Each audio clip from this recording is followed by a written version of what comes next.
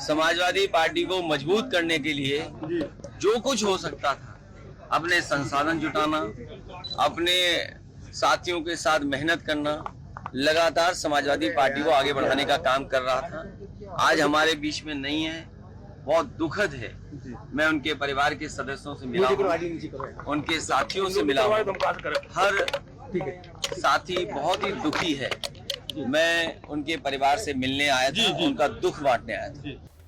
नमस्कार, आप देख रहे हैं नेक्स्ट 9 न्यूज। मैं हूं कपिल आपके साथ। हम बात कर रहे हैं भारत जोड़ो यात्रा की और आज की इस खास रिपोर्ट में हम आपको बताने वाले हैं कि अखिलेश यादव के साथ साथ ओपी राजभर और जयंत चौधरी क्या इस यात्रा में शामिल होने वाले हैं। तो सबसे पहले आपको बता दें कि भारत जोड़ो यात्रा 3000 से ज्यादा किलोमीटर तय कर चुकी है और फिलहाल 3 जनवरी को एक बार फिर से 2023 यानी कि नए साल में इसकी शुरुआत होगी। सबसे पहले अगर बात करें अखिलेश यादव की, तो फिलहाल सूत्रों से जो खबर हमें मिल रही है उसके हिसाब से अखिलेश यादव इस यात्रा में, इस भारत जोड़ो यात्रा में शामिल नहीं होने वाले हैं।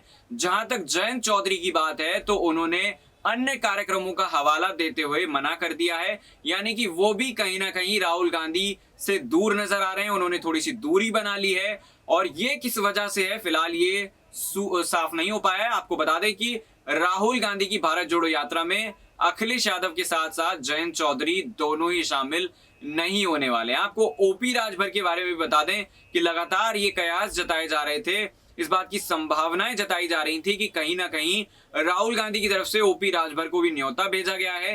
लेकिन ओपी राजभर की तरफ से जो जानकारी प्राप्त हुई है वो यही कहा गया है कि कोई ऑफिशियल संदेश यानी कि एक ऑफिशियल निमंत्रण उनको नहीं मिला है और इस पर लेकर अभी फैसला नहीं किया गया है। तो हम ये कह सकते हैं कि ओपी राजभर का भी भारत जोड़ो यात्रा में शामिल होना लगभग अब नामुमकिन माना जा रहा है, यानी कि 2023 3 जनवरी को एक बार फिर से शुरू होगी और यूपी के 3 जिलों में भारत जोड़ो यात्रा हमें नजर आने वाली है।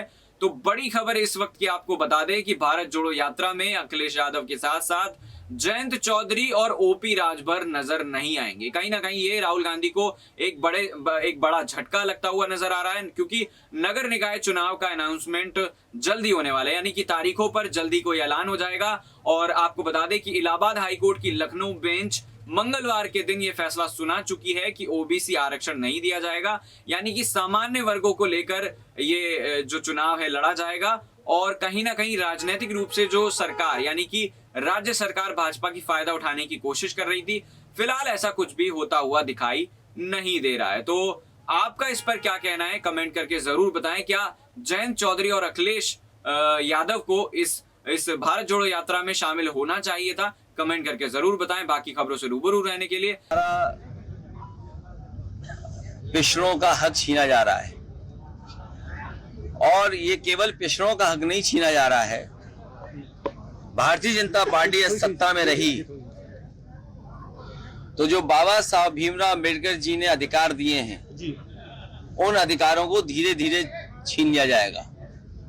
अभी कुछ चीजें दिखाई दे रही हैं और कुछ चीजें नहीं दिखाई दे रही हैं। भारतीय जनता पार्टी हमेशा आरक्षण विरोधी काम किए उसने। भारतीय जनता पार्टी आरक्षण विरोधी है, पिछड़ा विरोधी है, दलित विरोधी है।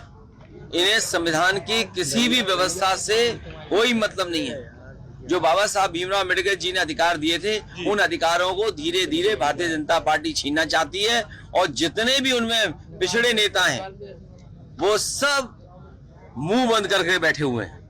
भारत जोड़ो यात्रा में सभी को अरे जरूरी ये है कि ये जो आरक्षण खत्म हो रहा है ये सब छीन लेगी भारतीय जनता पार्टी। राहुल जी ने न्योता दिया है आप लोगों को। अरे न्योता हम तुम्हारे सामने खड़े, कहीं न्योता हो तो बता दो। अगर तुम्हारी जेब में हो इन्विटेशन आप उनकी भारत जोड़ो यात्रा। अरे भाई मैं क्या कह रहा हूँ, आरक्षण बड़ा सवाल है। अरे भारत जोड़ो अपनी जगह है आंदोलन, हम उनके आह्वान से भावनात्मक हमारा जुड़ाव है। लेकिन हमें कोई इन्विटेशन नहीं मिला है। अगर आपकी जेब में इन्विटेशन हो तो हमें दिखा दो। अगर मिलता है तो फिर क्या? तो आप जैसा मैं बोलूंगा नहीं।